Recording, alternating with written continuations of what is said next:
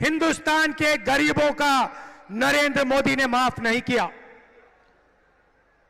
16 लाख करोड़ रुपए का मतलब 25 साल का मनरेगा।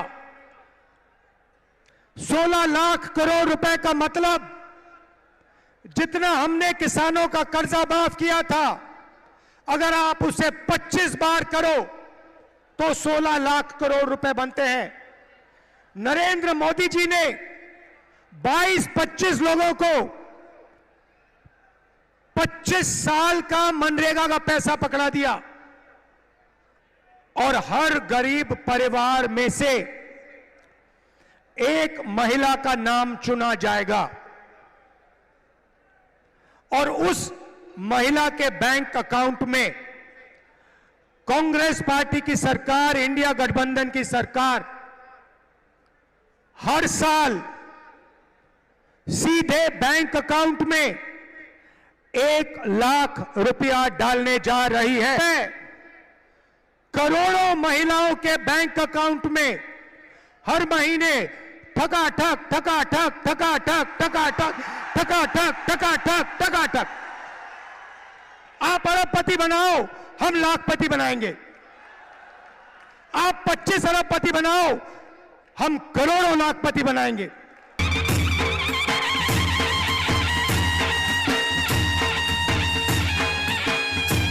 कहां है प्यारे, कौन से शहर में है और कहां है प्यारे, तू जिसे ढूंढ रहा है वो यहां है प्यारे।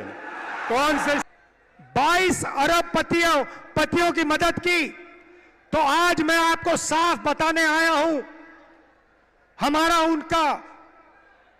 हमारा जवाब क्या है। मैं आपको बताने आया हूं। उन्होंने अरबपति तैयार किए, हम करोड़ों लाखपति बनाने जा रहे हैं। सही? मनरेगा महिलाएं भी करती हैं, पुरुष भी करते हैं। सही? तो जब आप जॉब करते हो, 8-10 घंटे की जॉब करते हो, स्त्री को भी पैसा मिलता है, पुरुष को भी पैसा मिलता है। सही? ठीक है। मगर हर महिला, इस देश की हर महिला 8 घंटे घर के बाहर जॉब करती है और फिर 8 घंटे घर में जॉब करती है, खाना भोजन बनाती है, बच्चों की देखभाल करती है, भविष्य की, हिंदुस्तान के भविष्य की रक्षा करती है। मगर 8 घंटे के लिए आपको पैसा मिलता है, मगर जो घर में आप काम करती हैं उसके लिए आज तक आपको किसी सरकार ने पैसा नहीं दिया। यह बात शायद पुरुषों को अच्छी ना लगे, मगर यह हिंदुस्तान की सच्चाई है। देखिए, महिलाएं सब मुस्कुरा रही हैं, ये समझ गई बात। चुनाव पॉलिटिक्स में इंटरेस्टेड नहीं है, नॉन सीरियस है। आपने देखा होगा मीडिया में 24 घंटा non serious non serious non serious. मनरेगा नॉन सीरियस, जमीन अधिग्रहण bill non serious, Niyamgiri non serious, Bhatta Parsaul non serious, Amitabh Bachchan, Aishwarya Rai, Virat Kohli serious. ये जो चुनाव है, ये संविधान और लोकतंत्र को बचाने का चुनाव है। पहली बार किसी भी राजनीतिक पार्टी ने हिंदुस्तान के इतिहास में पहली बार संविधान पर आक्रमण किया है और संविधान को खत्म करने की कोशिश कर रहे हैं।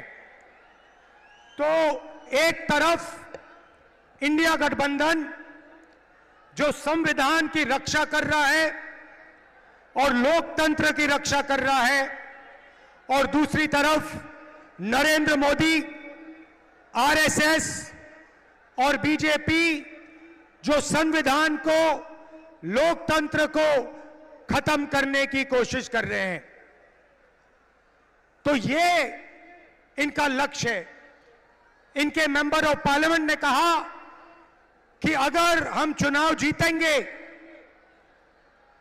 तो हम संविधान को बदल देंगे। मैं महाराष्ट्र को, बाकी देश को मैसेज देना चाहता हूं कि हमारे संविधान को कोई भी, दुनिया में कोई भी शक्ति नहीं बदल सकती है। पता नहीं इन लोगों ने अपने आप को क्या समझ रखा है। संविधान हिंदुस्तान की आवाज है, गरीबों की आवाज है, पिछड़ों की, दलितों की, आदिवासियों की आवाज है। इसको कोई नहीं बदल सकता, कोई शक्ति इसको बदल नहीं सकती। हम देखेंगे ये संविधान कैसे बदला जाता है।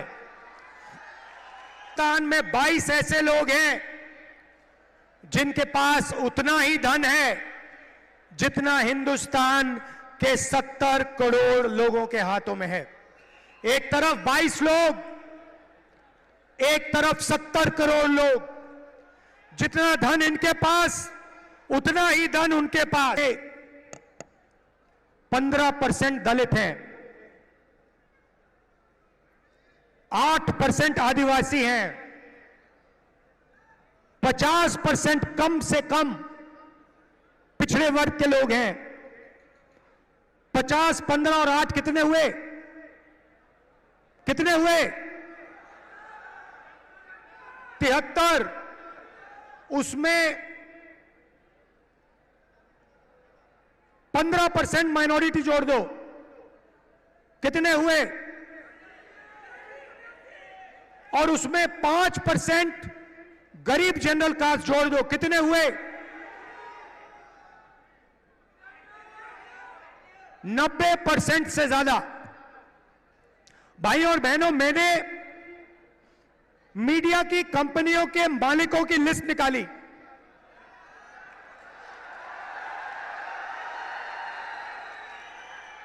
और इनके जो बड़े से बड़े एंकर हैं उनकी लिस्ट निकाली। मैंने 300 से ज्यादा एंकरों की लिस्ट निकाली, हर मालिक की लिस्ट निकाली। और भाई और बहनों, मजे की बात आपको बताता हूं, उस लिस्ट में ना एक दलित, ना एक पिछड़ा, ना एक आदिवासी, ना एक गरीब जनरल कास्ट का व्यक्ति, ना एक आदिवासी, ना एक दलित, ना एक पिछड़ा, कोई नहीं। 90% आबादी में से इनमें कोई है ही नहीं। आपकी बात क्यों करें? आपकी बात क्यों करें? आपका तो है ही नहीं कोई इसमें। अब चुप हो गए आप सब। ओ, राहुल गांधी ने सही बात बोल दी, ये तो हमने सोचा भी नहीं था। चेहरे तो हम रोज देख रहे थे, चेहरे तो हम रोज देख रहे थे, मगर हमने नहीं सोचा कि इनमें ना एक आदिवासी, ना एक दलित, ना एक पिछड़ा।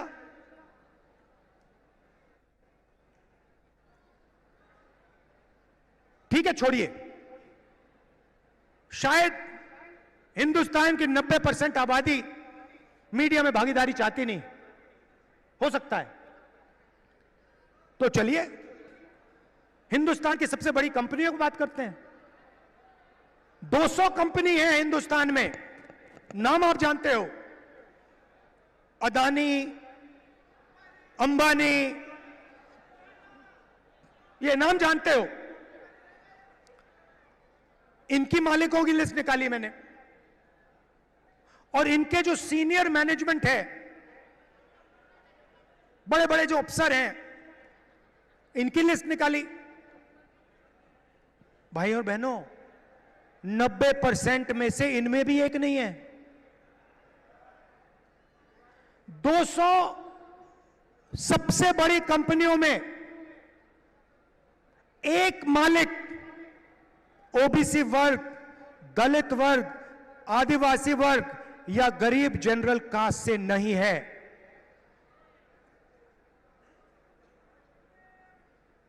लाखों करोड़ रुपए कर्जा माफ हो जाता है, आपका तो एक आदमी उसमें नहीं है। जीएसटी का पैसा आप देते हो, जितनी जीएसटी आप देते हो उतनी अदानी देता है। ये आपने सुंदर गुलाबी शर्ट जो खरीदी, ये कितने की खरीदी? हाँ आप, हाँ भाई आप, हाँ खड़े हो जाओ, खड़े हो जाओ। 500 की ना? अगर यही शर्ट अदानी खरीदता, कितनी जीएसटी देता वो? जितनी आपने दी। 18% आप देते हो, 18% वो देता है। पैसा आपका, पैसा पिछड़े वर्ग का, दलितों का, आदिवासियों का, गरीब जनरल कास्ट का, माइनॉरिटी का, और कर्जा माफ 22-25 लोगों का। अब आप कहोगे राहुल जी हम मीडिया में नहीं चाहते, हम कॉर्पोरेट इंडिया में भी नहीं चाहते, तो मैं कहूंगा ठीक है सरकार तो ले लो। तो सरकार में देखते हैं, सरकार में दिल्ली की सरकार को 90 अफसर चलाते हैं, आईएएस अफसर हैं। बजट को वो बांटते हैं, एक एक रुपया का निर्णय लेते हैं। डिफेंस में कितना जाएगा, सड़कों में कितना जाएगा, महाराष्ट्र को कितना मिलेगा, रेलवेज को कितना मिलेगा, डिफेंस को कितना मिलेगा, सब कुछ वो निर्णय लेते। 90 है 90। तो मैंने लिस्ट निकाली, मैंने कहा पता लगाते हैं 90 में से आदिवासी, दलित, पिछड़े वर्ग के कितने हैं। आपको पता है, शर्म की बात है, 90 में से एक आदिवासी है और उसको पिछली ऑफिस में कहीं बैठा रखा है। 3 दलित हैं और 3 पिछड़े वर्ग के हैं, ओबीसी। और अगर आप पूरे बजट को देखें तो अगर हिंदुस्तान की सरकार 100 रुपए खर्च करती है तो ओबीसी अफसर, दलित अफसर, आदिवासी अफसर 100 रुपए में से 6 रुपए 10 पैसे का निर्णय लेता है। तो आपकी भागीदारी सरकार में भी नहीं है, आप कहीं के नहीं हो। इस बात को आपको गहराई से समझना होगा। यह कॉन्स्टिट्यूशन इसलिए मिटाना चाहते हैं कि आपको अपनी सच्ची शक्ति ना समझ आ जाए, कि आपको अपनी सच्ची आबादी, सच्ची पावर ना समझ आ जाए। क्योंकि अगर आपको आ गई तो संविधान से आप दूसरा काम निकालोगे। यह संविधान एक किताब नहीं है भाइयों और बहनों, यह गरीबों का हथियार है।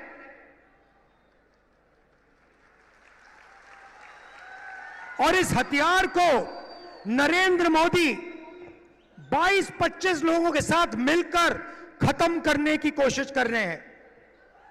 और जब भी मैं इस बात को बोलता हूं, नरेंद्र मोदी आपके ध्यान को इधर उधर ले जाते हैं। कभी पाकिस्तान, कभी चाइना,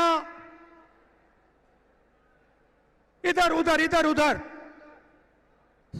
सीधा सा उदाहरण, राम मंदिर का इनॉग्रेशन आपने देखा? पार्लियामेंट का उद्घाटन आपने देखा? राष्ट्रपति का चेहरा आपने उद्घाटन में देखा? क्यों नहीं? हिंदुस्तान की हेड ऑफ स्टेट हैं, राष्ट्रपति हैं, आदिवासी हैं, उनको ना राम मंदिर में जाने दिया और ना नए पार्लियामेंट में घुसने दिया। और फिर आदिवासियों की बात करते हैं, आपको नया नाम दे दिया, वनवासी। आप वनवासी नहीं हो, आप आदिवासी हो, आदिवासी का मतलब वो लोग जो हिंदुस्तान के पहले मालिक थे।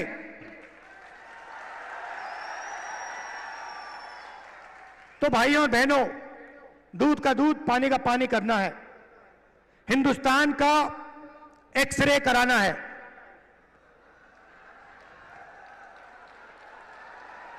एक्सरे का मतलब जाति जनगणना। जाति जनगणना के बाद दलितों को, आदिवासियों को, पिछड़ों को, गरीब जनरल कास्ट के लोगों को, माइनॉरिटीज को, सबको अपनी आबादी के बारे में साफ पता लग जाएगा। किसकी कितनी आबादी है, और जाति जनगणना के साथ हम इकोनॉमिक सर्वे कराएंगे, हिंदुस्तान की हर संस्था का सर्वे कराएंगे, और दूध का दूध, पानी का पानी हम कर देंगे। ये जैसे सफेद क्रांति हुई, हरी क्रांति हुई, ये क्रांतिकारी निर्णय है भाइयों और बहनों, और ये काम हम सरकार बनाने के एकदम बाद करने जा रहे हैं। तो ये मैं आज आपसे कहने आया था। मजा आया? जितना पैसा भाइयों और बहनों, जितना वो अरबपतियों को देंगे ना, जितना अरबपतियों को देंगे, उतना हम किसानों को, मजदूरों को, गरीबों को, पिछड़ों को, दलितों को, आदिवासियों को देंगे। तो याद रखिए, दो तरीके से हम लाखपति बनाने जा रहे हैं। महालक्ष्मी योजना और अप्रेंटिसशिप का अधिकार। और इन दो क्रांतिकारी काम करने के बाद हिंदुस्तान का चेहरा बदलने जा रहा है। आप सबका दिल से धन्यवाद करता हूं। इतनी गर्मी में आप आए, इतने प्यार से आपने मेरी बात सुनी। नफरत के बाजार में मोहब्बत की दुकान खोलनी है। जय हिंद। बहुत बहुत धन्यवाद। भारत माता की, भारत माता की जय।